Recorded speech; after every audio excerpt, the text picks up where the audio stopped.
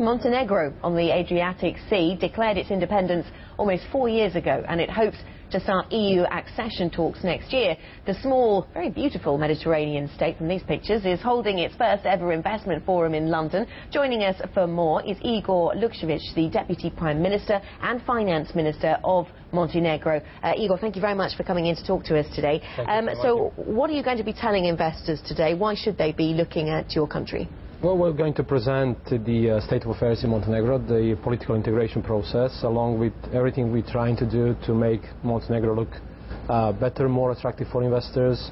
We'll tell them everything we're trying to do to structurally reform, to improve the business environment, and everything we've tried to do to improve the overall performance through the crisis period. So I think there is a lot to hear from Montenegro, and we'll also share some experience from investors that are already there. As a fairly small country, you rely on the outside world a great deal, whether that's exporting aluminium or tourism. How have you come through the current crisis? Well, we've been hit pretty hard. The drop last year was estimated at 5.3%. But given that in past 3 years before the crisis we grew at the average 8 to 9%, it seems that we've lost more or less only 1 year. So compared to some other countries which have lost in economic terms 2 or 3 years, I think we've done fairly good. But still, the crisis basically revealed all the structural reforms that are outlying, and we are not resisting dealing with that. We've fiscally adjusted. It was pretty heavy fiscal adjustment of 4% of GDP. Now we have applied fiscal golden rules. It means that current expenditures are covered by current revenues, and that all deficit spending is capital spending, infrastructure and other needs. So I think we have picked the right path through the crisis, and in the next 5 to 10 years I think the measure of success will be how effective we've been in responding to the further needs to reform pension system, social policies, health system, education and so on. But more or less our agenda today does not differ from any other European agenda. It's a small country, 625,000 people thereabouts. I mean, obviously no one's going to come and set up a headquarters there because they want to manufacture things in Montenegro. So what is the story that you want to convey to potential investors in the financial industry? I mean, do you see yourself as a new Switzerland or a Liechtenstein? I mean, how do you intend to position yourselves? Well, first of all, I think we need to make use of the resources we already have.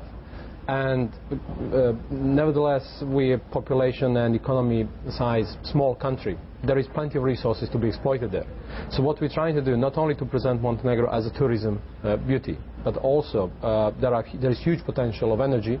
We have just signed the agreement with the Italian government to put the seabed cable between Italy and Montenegro to provide a new interconnection, which makes not only a window of opportunity for Montenegro in energy investments, but also region-wise energy investments. Secondly, we'd like to improve the performance of the aluminium and the steel and other resources and other industries we have by trying to link the set of small and medium-sized companies to make use of that opportunity. Also wood industry and so on, agriculture and so on and so on. But what we'll try to do is to make use of all the resources we have.